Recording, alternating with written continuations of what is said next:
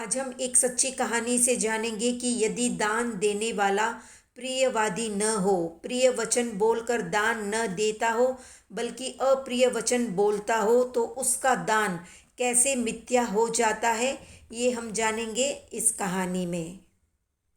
श्री कृष्ण ने एक बार व्यापक रूप से दान देने का विचार किया और तुरंत दानशाला खुलवाई और दान देना प्रारंभ कर दिया। दान देने का कार्य श्री कृष्ण ने अर्जुन को सौंपा। अर्जुन की देखरेख में दान का कार्य चलने लगा।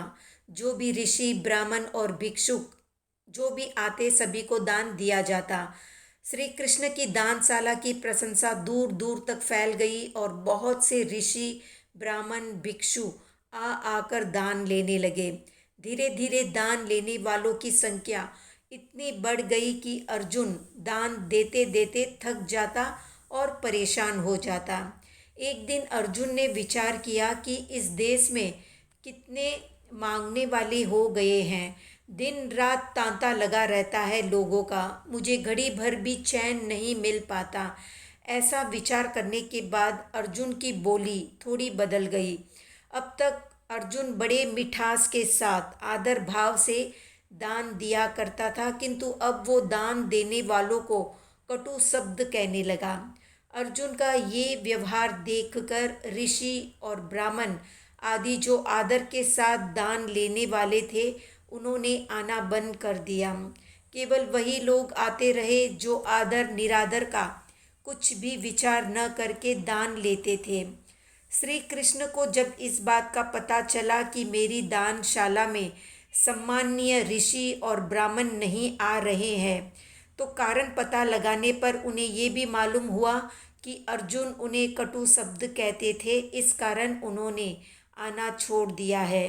श्री कृष्ण ने विचार किया कि अर्जुन मेरा सखा होकर भी नहीं समझता है, इसलिए उसे समझाना चाहिए। एक दिन श्री कृष्ण अर्जुन को साथ लेकर वन के दृश्य देखने के बहाने वन में गए। चलते चलते वे किसी पर्वत के पास जा पहुँचे। वहाँ पहुँचकर श्री कृष्ण ने अपनी चाल इतनी तेज कर दी कि अर्जुन उनके बराबर नहीं चल सका।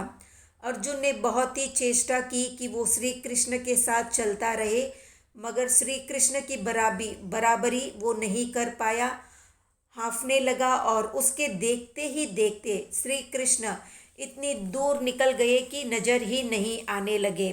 श्री कृष्ण एक पर्वत की गुफा में छुपकर बैठ गए। पर्वत पर पहुंचकर अर्जुन श्री कृष्ण को खोजने लगा। उसे श्री कृष्ण तो मिले नहीं, एक गुफा में एक ऋषि विराजमान नजर आए।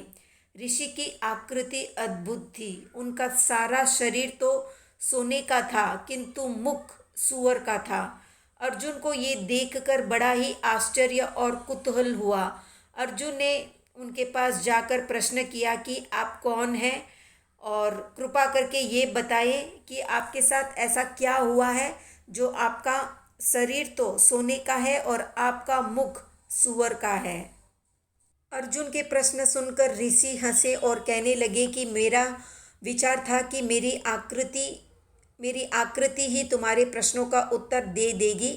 वो उत्तर दे भी रही है, पर तुम उसे समझ नहीं रहे हो, तो चलो मैं ही तुम्हें समझा देता हूँ। तो ऋषि कहने लगे कि मैंने दान देने में कुछ भी कसर नहीं रखी थी।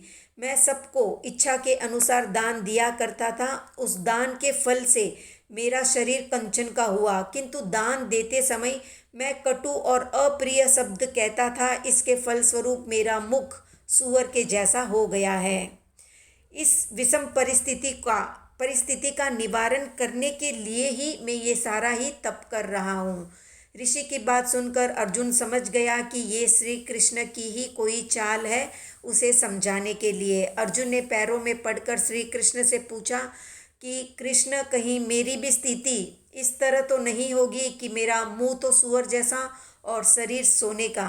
तो अर्जुन की बात सुनकर श्री कृष्ण हंस पड़े और उन्होंने कहा कि ऐसा कुछ भी नहीं होगा, ये तो तुम्हें केवल समझाने के लिए था।